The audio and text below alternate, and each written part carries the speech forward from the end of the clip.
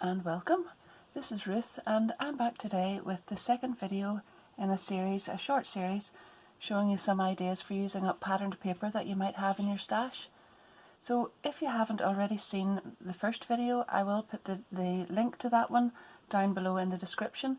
And I suppose now is as good a time as any just to say that if you don't already subscribe to the channel, that would be a good idea. And if you hit the notification bell, then you'll be able to see the rest of the videos as they come along. Thank you very much if you do that. So I have lots and lots and lots of patterned paper, and there were 5 ways. I wasn't actually too sure how many ways I was going to show you, but I've done 5 different things in the first video, and I think I'll do 5 in this, and then I'll probably come back with some more videos at a later stage. So the first one that I'm going to do today is showing you how that patterned paper can be used not only for layering, as I have done in the last one, but for making 3-dimensional objects like this flower. Now, I have used this die set. I'm assuming that most people have die sets of their own, but if you haven't, I will put all the links down below there. But I've used this die set, and I've used 2 different types of patterned paper on here, and you can see that they're actually from the same patterned pad, so it's double-sided, and I've used one side and then turned it over and used the other bit there. So most people tend to use plain card and maybe shade them up or colour them in or whatever, but it's really effective if you use patterned paper as well. And you could vary this sort of the dark on the inside and the lighter on the outside or whatever. And you don't necessarily, as you can see here, have to stick to plain green for the leaves either. So I will go ahead and glue this one down. I've also used patterned paper that I have in the background here to make the die cut. So I'll go ahead and do this one, and then I will show you how I have actually embossed this with the embossing tool and a foam pad, and I'll make another one there.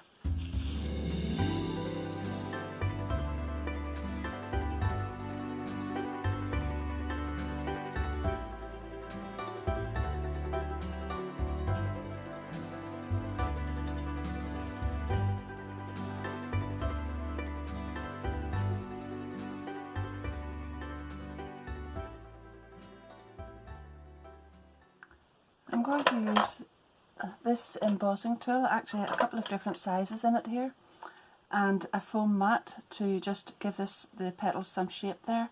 And as you can see, this is the die cut, the dies that I've used here, and I've cut 2 of the large, 2 of the medium and 2 of the smaller, and then I have cut out the leaves as well. So you can obviously use patterned paper for those, plain or patterned, but patterned works really well as long as it matches in with the same green that's in the flowers there.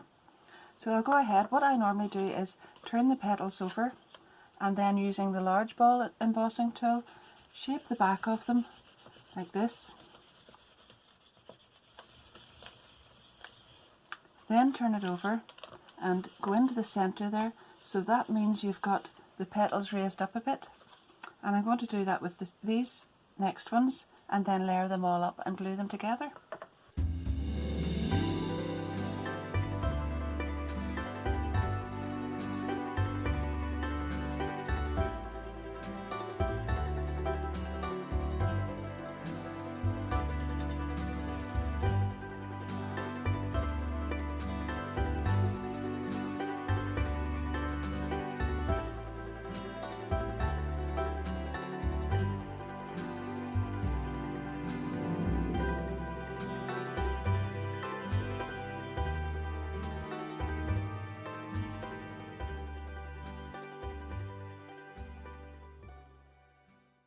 That leads me on nicely onto my second way of using your paper up.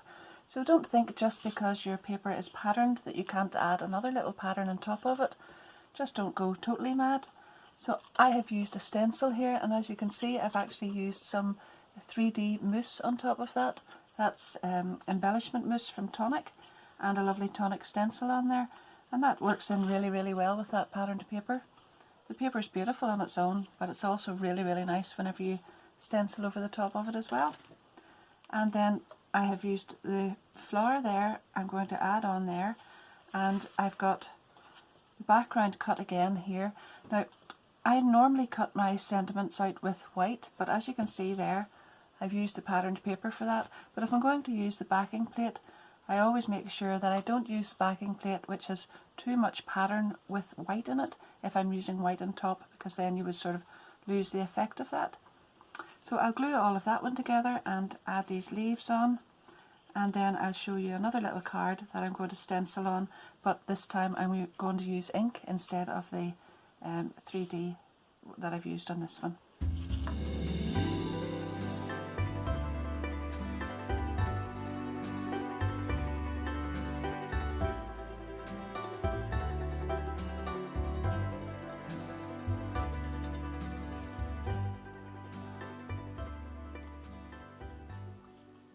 On the next card I'm just going to use ink, because you can use whatever medium you like to stencil on. So I have got a smaller card here, and I've got some lovely pink paper on the back, and I have a beautiful stencil that I got from scrapbook.com. It actually just arrived a couple of days ago, and I have some ink here and a little dauber, and I'm going to go ahead, and you can see, I'll show you the patterned paper here.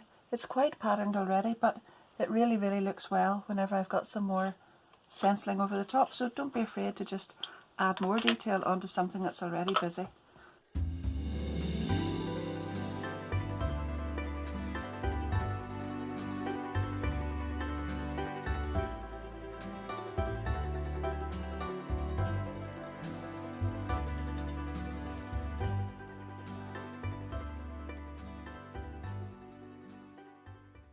And there you can see, this paper already had quite a bit of pattern on it, but because I want to use a little dog image, I've coloured in this little King Charles Cavalier digi image from my website, and I wanted to add it on there, and there's nothing to suggest a dog on the paper at all. So I have hearts on here which were already part of the pattern, and then stenciled little paw prints, and I think that worked really well with that. So I'll go ahead and finish this one.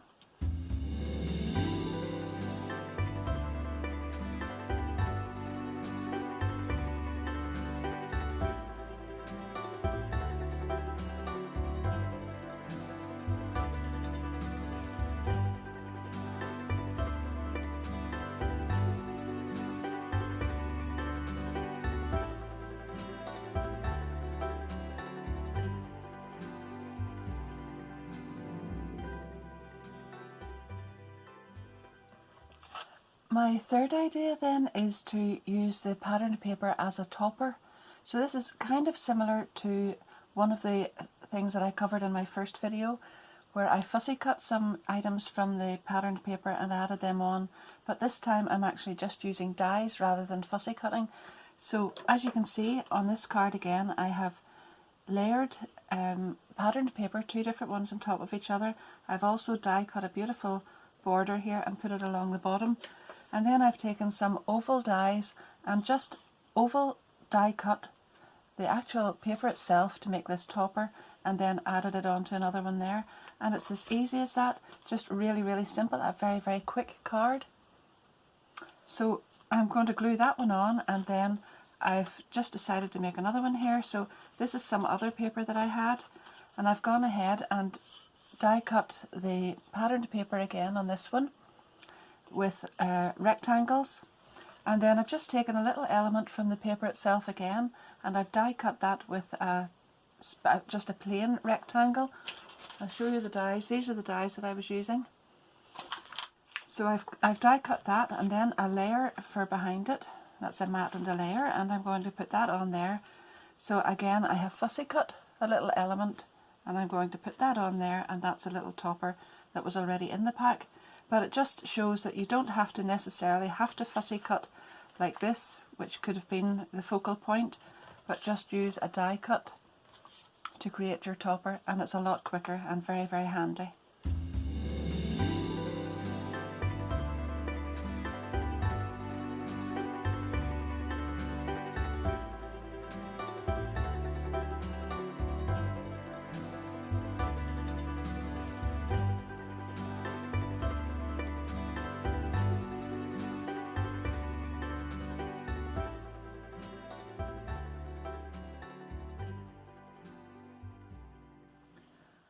My fourth idea then is to emboss patterned paper with an embossing folder, and if you're anything like me, you've got quite a collection of these, and I've had these for ages. As you can probably see, they're very, very old ones, but I've just lifted the first two out of my pile of them and brought them in and tried to I'll show you what has happened with them here.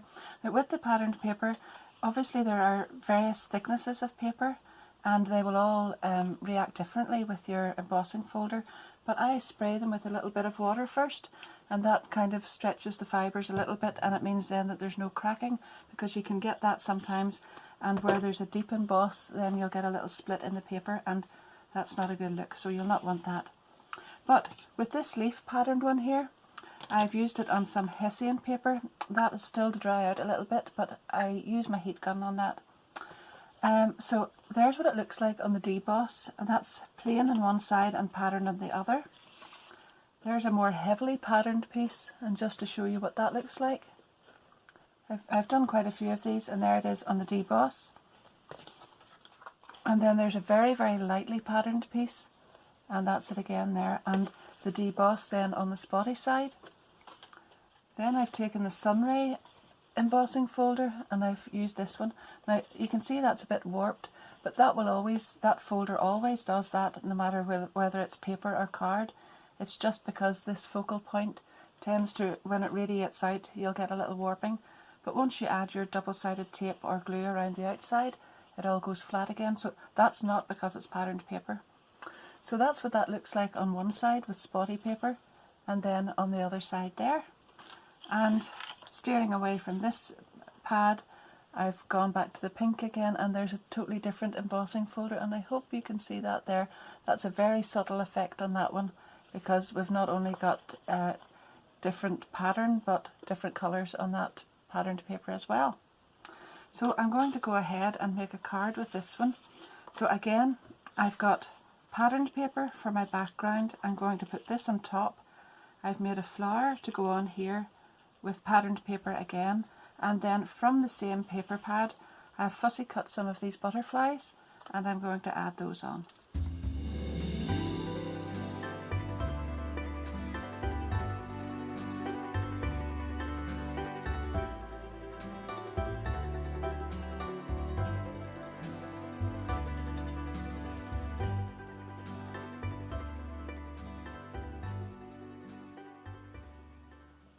Number 5 is fairly self-explanatory when you look at the card here.